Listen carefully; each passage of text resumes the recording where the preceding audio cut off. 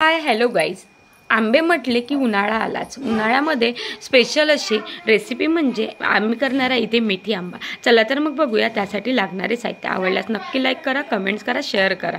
निर्णय रेसिपीसाठी श्रीज किचनला सबस्क्राईब करा। ते अर्धा किलो आंबे घेतलेले आहे। या आंब्याला मला छान असे स्वच्छ धुवून घेतलेले आहे आणि याला सोलून घ्यायचे आहे। मी या सोलणीच्या मदतीने याला सोलून घेणार आहे।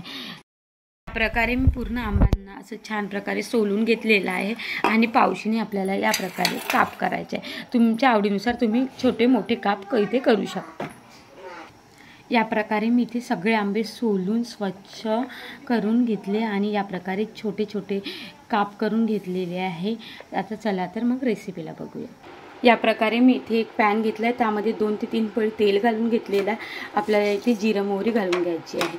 मी इथे जिरं मोहरी घालून घेत आहे। आपलं तेल या प्रकारे जिरं मोहरी आपली तडतडली आहे, त्यामध्ये मी इथे 3 ते 4 लसूण पाकळ्या घालत आहे आणि आपल्याला या प्रकारे 2 चम्मच मेथी घ्यायची आहे। ती मेथी यामध्ये घालून घ्यायची आणि मेथीला थोडं हलवून घ्यायचं आहे, जेणेकरून आपली मेथी छान अशी कुरकुरीत झाली पाहिजे। या प्रकारे आपली मेथी झालेली आहे, त्यामध्ये आपण ही पूर्ण आंबाची जे फोड कापून घेतली आहे ती आपण यामध्ये घालून आपल्याला परतून घ्यायचं आहे। आपल्याला इथे 2 ते 3 मिनिट हे आंबे छान असे परतून घ्यायचे आहे।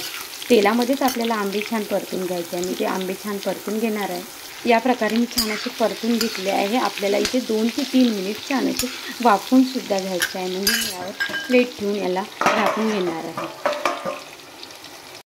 प्रकारे छान असे सॉफ्ट झालेले आहे, तुम्ही बघू शकता। आपले जे आंबे आहेत ते छान असे सॉफ्ट झाले। त्यामध्ये मी इथे चवीप्रमाणे मीठ घालून घेते, चवीप्रमाणे मी इथे हळदी पावडर घालून घेणार आहे आणि चवीप्रमाणे मी इथे थोडं लाल तिखट यूज करून घेणार आहे। तुमच्या आवडीनुसार तुम्ही मसाले कमी जास्त करू शकता। मी इथे थोडासा किंचित गरम मसालासुद्धा इथे वापरणार आहे। या प्रकारे मी थोडासा गरम मसाला इथे वापरला। आपल्याला मसाल्यांना छान असे परतून घ्यायचं आहे, जेणेकरून आपला मसाला छान असा सगळ्या आंब्याला लागणार। या प्रकारे आपल्या मसाल्यांना छान असं परतून घ्यायचं आहे। तुम्ही बघू शकता छान असा कलर आलेला आहे। या प्रकारे मसाले टाकून झाल्यानंतर तुम्ही यामध्ये साखर, मी इथे अर्धी वाटी साखर आणि 1 वाटी गूळ वापरणार आहे। तुम्ही या प्रकारे कुठलंही एकच साखर किंवा गूळसुद्धा वापरू शकता। मी इथे अर्ध्या प्रमाणात साखर आणि गूळ वापरलेला आहे।